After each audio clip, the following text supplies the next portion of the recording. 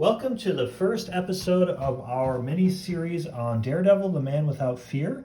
This is a 5-issue series written by Frank Miller, drawn by John Romita Jr. from 1993 and 1994. And this is one of the first series of comics I remember reading as a kid. So I guess I would have been a 6 or so when it came out, or 7. Yeah. But I don't know that we got it that year. I remember you coming home with it. I don't think we got it when I was with you at a comic shop. You might have got it in a bundle because it had all 5 issues. And they have cardstock covers that have like an embossed, kind of like raised, shiny part. And so we still have those downstairs. I think that was during the time when my Aunt Sally was giving us those special covers. The Silver Surfer, the Glow in the Dark. Ghost Rider. That's a great one. And so when I saw those with, a special cover, I was like, oh, I'll get that for the special cover collection. Gosh, I look at the old comics that are like 10 cents, and I'm like, oh, I wish they were still 10 cents. But even I would sell them for $2.95, honestly. I know, really. That would be nice too. They're $5 at least now. So this is a retelling of Daredevil's origin, updated in the sort of grim and gritty Frank Miller style. And he's famous for doing, earlier on he did the Batman series, Batman Year One, which is kind of like a back to basics origin story with the Frank Miller twist on it. Interesting that he wrote this but didn't draw it, because he was famous for his work earlier on in the 80s on Daredevil and inventing Elektra and doing the art and the writing. The famous Born Again storyline. But I have to give it to him, give him the credit for bringing on Romita Jr., because the artwork is fantastic in this series. I love this art. This was some of the first comic art I remember loving, and I remember really trying to emulate all these lines in my art, and how much more difficult it is to make it look good when you do it yourself. And the pages are just laid out so dynamically. But you can tell that great storytelling, both visually and with words, Yeah, that's a huge difference. So we're coming off of looking at the first 6 issues of The Incredible Hulk from 62, 63. Quite a bit of a difference here. So we're in 93, 94, and that's one of the huge differences for me, is the writing is readable. It's not like, now he's jumping out of the plane, and it's a picture of him jumping out of the plane. And, right. It's not as redundant. It usually builds on what's in the visuals. So obviously just a really different era of comics. But what I was going to say is, to me, it's clear that John Romita Jr. is taking inspiration from Frank Miller's art style, his pencils, some of the stubby fingers, and just like all the wrinkles and folds in the clothing remind me of like Dark Knight Returns kind of art. Yeah. So let's get into it. Just beautiful colors too. Yeah, we're in Hell's Kitchen, of course, and I actually was paging through Daredevil number 1. I think from 62. 1962. So it's I think it must be 63. It's post Spider-Man and Fantastic Four. Well, Spider-Man was 63. They even give Spider-Man a shout out on the cover and say, if you like Spider-Man, wait till you get below to this superhero. So I mention this because there are a lot of similarities. Obviously, this is Frank Miller's spin on the origin, but he's pretty faithful to the original. He doesn't have the yellow suit. He's not an adult immediately. Pretty much this whole comic, he's a kid. He's right. He's taking his time with this origin. So it's an expansion and embellishing of the original, more so than a replacement or a reboot. And anything like that. Doing that decision to do it that way, mixed with the art, just makes it so lush and a pleasure to read. And one thing I love about Frank Miller's narration is, from the first couple of panels, we're talking about the way things smell and the way things sound, things like that. And this is before Matt is blind.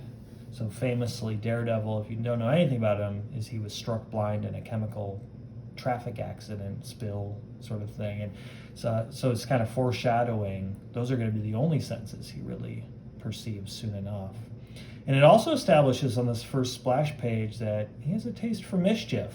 Uh-huh.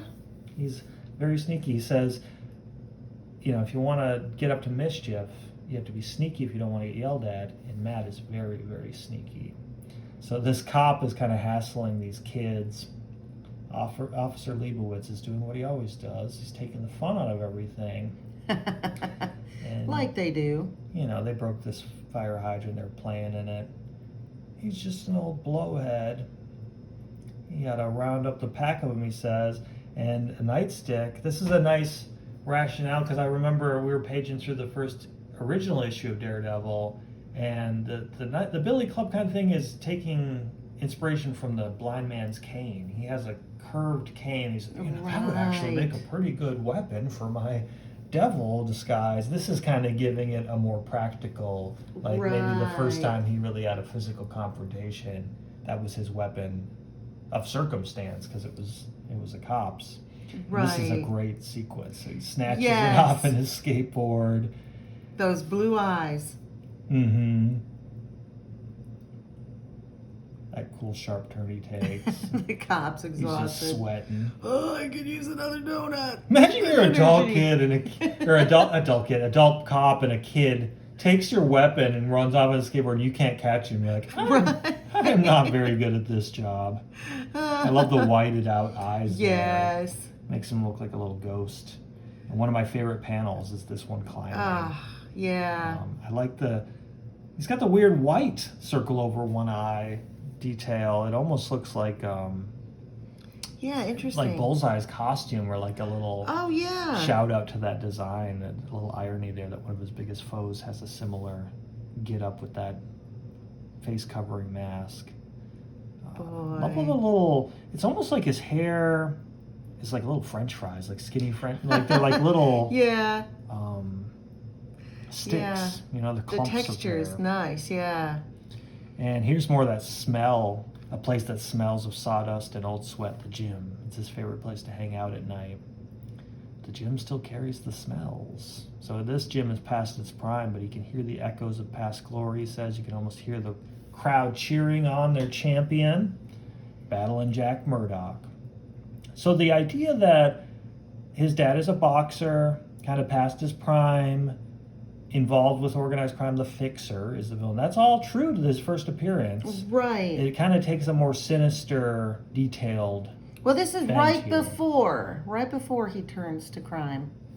Sure, they're talking about battling Jack Murdoch. He was the best in his day, but that poster has seen better days. This is an old. And here he is now. Just he's got his whiskey. He's got his very textured. They don't say here by the end of the comic who that Maggie is, but you kind of get an idea. Right. So he's getting drunk in his baggy socks, and his son's French fry hair is making it hard to sleep. I love all this cross-hatching. Cross-hatching, yes. And with the black cropping on the digital version, it really makes you. It seems like a dark room at night. Mm-hmm. I remember being a kid when your parents would stay up watching TV without you, and you'd have to hear it down the hall. And like, I should be able to stay up too. Come on, Dad, let's get you to bed. So this establishes, not only is he a mischievous kid, but he's got a heart of gold. Like he looks out. He's got to take care of his dumb dad. Right. Right. His dad says, I'm a slob, I'm sorry. He says, it's all right. Yeah. It makes his dad more, I guess, forgivable for turning to a life of crime. You could see that he really doesn't have the heart for it. He's, tender-hearted. He's heartbroken. Yeah, I couldn't just get a regular job, though. It's like, fighting's all I know. Yeah. I like this transition to the Dark Knight scene outside of the gym. Yeah. And so some of these enforcers, the Fixer's men, are like, do what we say, or, it's not easy to get a regular job. So maybe, there's a downturn in the economy. He says, I'm not going to do it. You will. You'll work the neighborhood for me, collect on bad debts, or you will die. So kill me. I won't work for the mob. And his son sees this, unbeknownst to Jack. And he says, oh, well, I'll kill your kid, too. So he says, all right, I'll be an enforcer. So he feels himself when he's in the ring. That's like his truest version of himself. Because, he's getting by on his merit, but during the days, he's also got to use those fighting skills to shake down innocent business owners. Which is sad. Yeah. Love this blood splatter and everything. All these little hairs on his arms. I love how they portray him. He's a warrior here in the ring. But out in the real world, he's got to wear a mask. He's full of shame. This is scary. Yeah. Like the detail, that looks intimidating. That got the poor guy. Yeah, it's terrifying. When he is a champion. But look at it. Go back to that picture. Look at how empty his eyes are. He can't enjoy his victory. No. It's a great back and forth in that sequence. And here he is. The difference in color, too. Right. You got this kind of pinkish haze in the crime during the day scenes. Oh, and Very it's breaking other people's spirits, It keeps food on the table and it buys Matt's shoes. Those dang shoes. So he tells the fixer, this guy could only pay half. He's like, talk to him harder, make him pay the rest. That's so bad. And this is consistent with the original version of Daredevil from the 60s, is his dad was like, hit the books and study, and it's not really like explained, besides like they live in a bad neighborhood and he's got to, be upwardly mobile, but they really underscore, they add the psychological depth in this version of like, this guy day to day is just hurting innocent people because he has no other options. So of course he's going to put a lot of pressure on his son to be different. To be better. That's, I guess what I'm saying is that's present in the original, but it's so fleshed out in this version. Mm-hmm. You can just see in Matt's young eyes how over it he is. You'd have socked him good. He's talking about being bullied at school, and he's like, yeah, I would have, and look where my fists have gotten me. We owe it to your mother, Matt. You got to be something special. You got to be nothing like me. You promised me, son. That's the most sympathetic that he looks. We actually see his full blue eyes and everything. Yeah. The drawing style makes you see that he's much softer on the inside than and he's broken, and soon physically he will be broken as well. Well, his son, getting out of Hell's Kitchen and not being like him, it's like the only thing that he could have control over and change in his life. Right. This is one chance at redemption. So the heat is bringing tension to the city. Oh, boy. And he's like, I finally showed that Barkley kid. He took a poke at me and I poked him right back. He just sat down and looked dumb. It was great. Damn it, Matt. Oh. Damn it. So just when we humanize his father, he crosses another line. Then Dad is all tears and regret, and Matt is running from their home through the city, directionless, lost. He hit me. The thought is so big, so crazy. Dad hit me. It was wrong. Dad was wrong. This is a really cool panel sequence of like, Matt's motivation for justice. Of seeing like, he's a rebel and he likes making trouble. So he like bends the law because he'll mess with that cop who's picking on the kids, and he likes getting the attention of being a stunt doing Daredevil. But he also realizes like life can be really unfair. Even the only person that's looking out for you will sometimes be unfair to you and hurt you just because people are human. And if Dad can be wrong, then anybody can do bad things, anybody at all. The only way to stop people from being bad is to make rules, laws. Somewhere in a long and lonely night, the boy's course is set. This is when he's going to study rules and laws. So he starts reading up on torts. He's like 9 years old or something. Every night, every weekend, they're like, hey, Daredevil, come out and do something crazy. He says, no.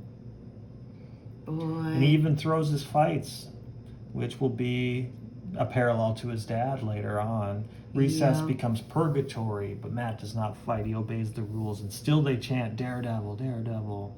Gosh, don't you think if you grew up in Hell's Kitchen, and you're like, remember that kid Matt who used to get in fights? We used to go Daredevil, go Daredevil. And then like 20 years later, they're like, there's a guy in the red leather suit in Hell's Kitchen who calls himself Daredevil. Hey, isn't that like that kid we went to school with? This is cool to see from his perspective, taking the punches. Mm-hmm. This bratty little kid is beating him down. This girl is like, man. you could have fought back, man. You used to be cool. What happened to you? I like this. This is almost like Calvin and Hobbes-esque. Yes. He's got a little dot eye. It's very abstracted in this zoom out. But we still have those Romita zigzag lines. And absolutely, the details. so during the day, he's hitting the books. At night, he's hitting the punching bag. He still goes back to the gym. When his fists are like machine gun fire, drowning out his angry sobs. Oh, man. And we have introduced Stick, the character Stick, who I don't believe makes an appearance in the first issue. They're kind of codifying all the different origin things they added later on here. So, unnoticed by Matt, someone observes and waits, a shadow, unmoving, silent, feeling the boy's fury and waiting for the day the boy will meet his destiny. I really liked the actor they got to play Stick in the TV show version. He did a great job. So finally we're getting to something that happens on, I don't know, 4th or 5th page of the original first issue, is the fateful day that will strike Matt blind as he pushes this poor man out of the way of these barrels of chemicals, XXX horrid barrels. spewing muck. Yeah, that I have to say the Frank Miller's word choice is great. And, yes. He has a lot of writing style that reminds me of like the pulp detective fiction absolutely. kind of writing style. It's got an economy, but also picking those, they're not long words, but just the right grotesque words to fit something. My God, that stuff in his eyes. This is a great use radioactive? Of the horizontal lines. Yes. It's like, oh, his sight is all screwed up. Of course it's radioactive. It's Marvel Comics. Exactly. It courses through his blood. It changes him. His blood, it turns. If this was an old Kirby or Ditko, we'd have a little diagram of the molecules in his blood changing. Like, those circles are the blood platelets that are irradiated. Oh. Get the ambulance. That's a great panel. Yeah, we don't really see it in the original. Mm-mm. A couple things we don't see. We don't actually see, I don't think, the full recovery and like the chemicals on his face. And there's something with his dad that they depict here that they don't in the original as well. Sandpaper scrapes his skin every time he moves. No, not sandpaper, sheets, starch sheets, and the smells, chemical smells, disinfectants. So there's that through line from the very first page. His senses are... And that's all he has now is these strange smells and tactile senses. People come and go smelling like bathtubs full of sweat, like eaten food, like Italian sauces and half-digested eggs. Ugh. Half-digested. Ugh. It's like, could you get the green goo off before you put the Band-Aid up, right? the bandage on him? They stab him with needles and fill him full of drugs, but drugs don't fool him. He knows they cut his face. Everything hurts. So they must have to do some surgery on tie him down. All he wants is to die. That's a great way to show him straining. It's just a zoom in. They don't have to have a prolonged sequence of him in the hospital, but just that trying to reach beyond the bounds of that. Yikes. Oh. But he doesn't die, so he has to make do. After a while, he somehow shuts it out. So he's learning to be selective in his expanded senses. What does he become? His dad's like, damn, I could hardly afford to raise you before you got in this terrible accident. Somebody comes, though, in the night. A little foreshadowing. She soothes him. She calls these crazy senses a blessing and makes him promise to keep them a secret even from Dad. She kisses his forehead. Her lips are soft and loving. She has a cross. She's a nun. Something hard dangles from her neck. It's a cross made of gold. She's crying. That must be Maggie. That's what I'm thinking. She leaves, taking her mystery with her. But he feels calmer now, stronger. He will survive this. He will survive this. You don't ever see that emphasis of repetition in the early comics as much. Not in the narration, anyway. And a great wordless panel. The aftermath.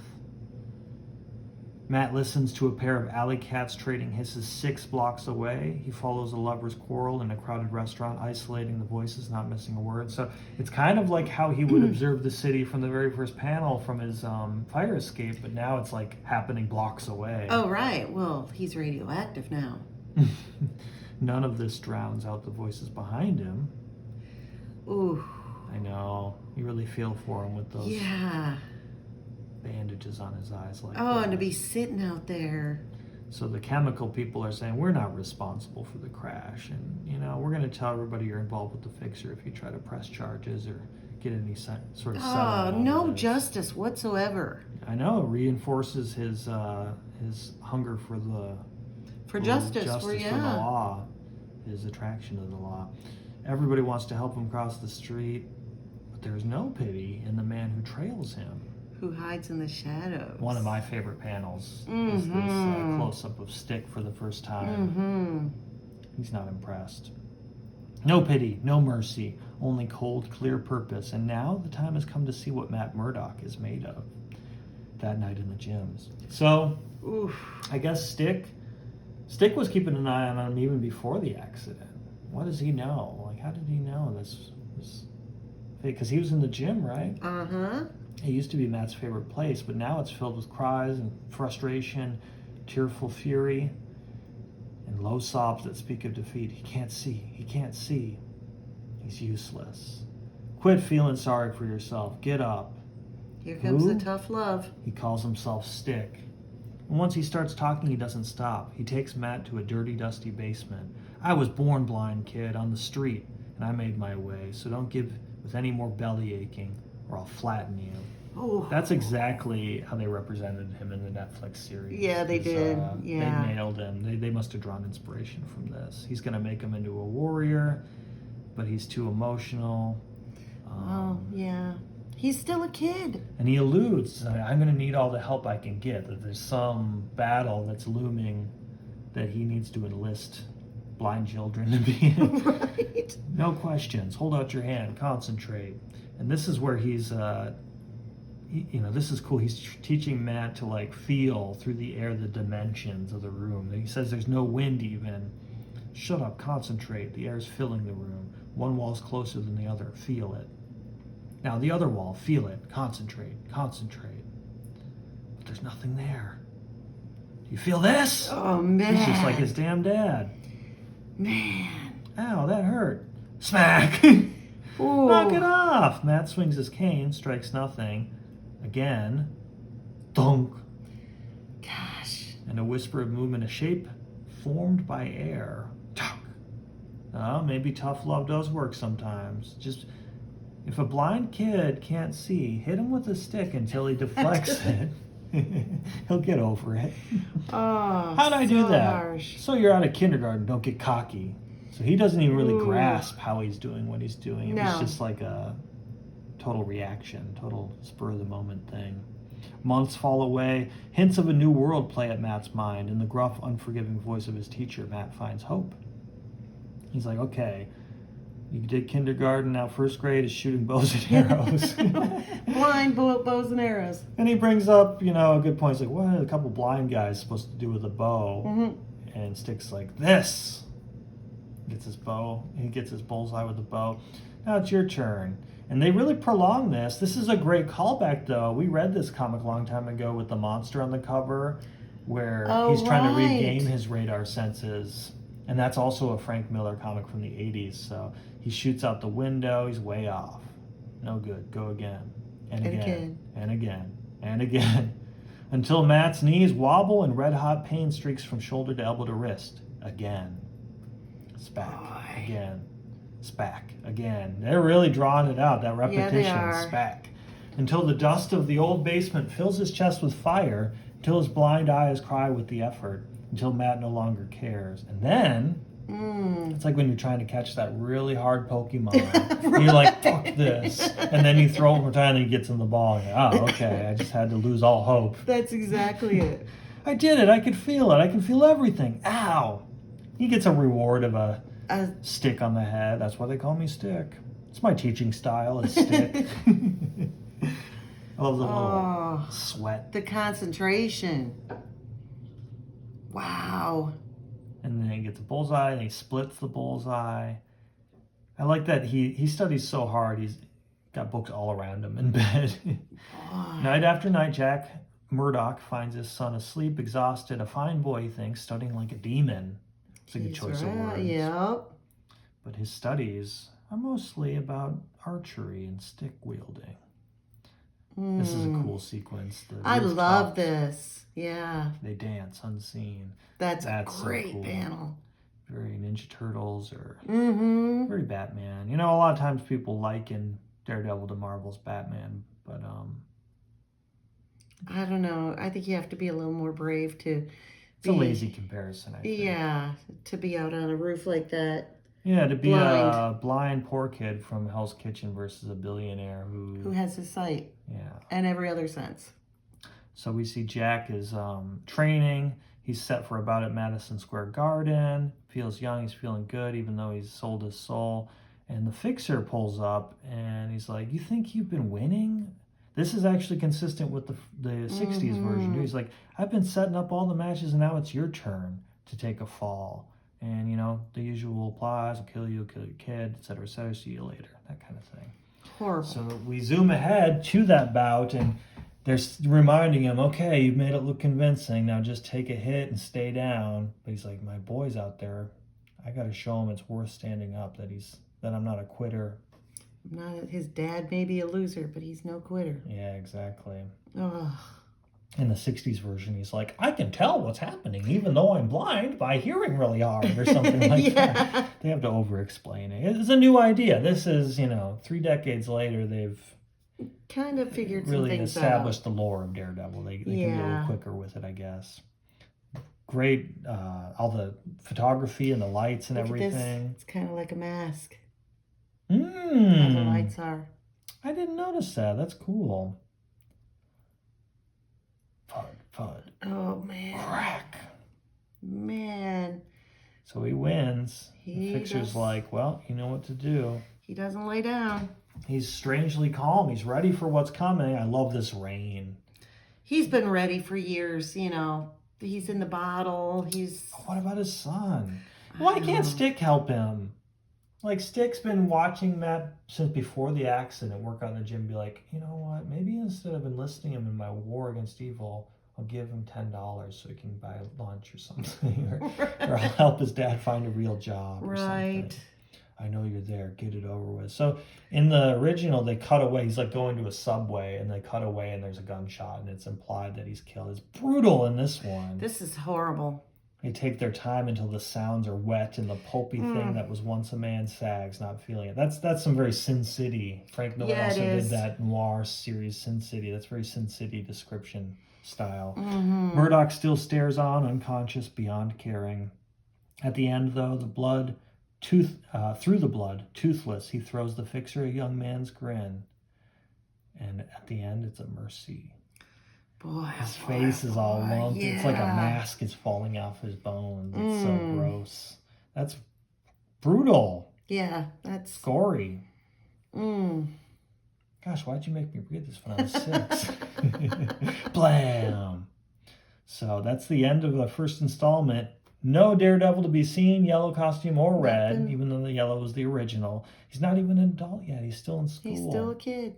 So excellent art, though. Love the writing style. So pulpy and gritty. About it. The city really, it just feels authentic. I've never been to Hell's Kitchen. I've never been to inner city New York, but it feels like, like the movies in the 70s that depict New York as kind of like Taxi Driver or something like that.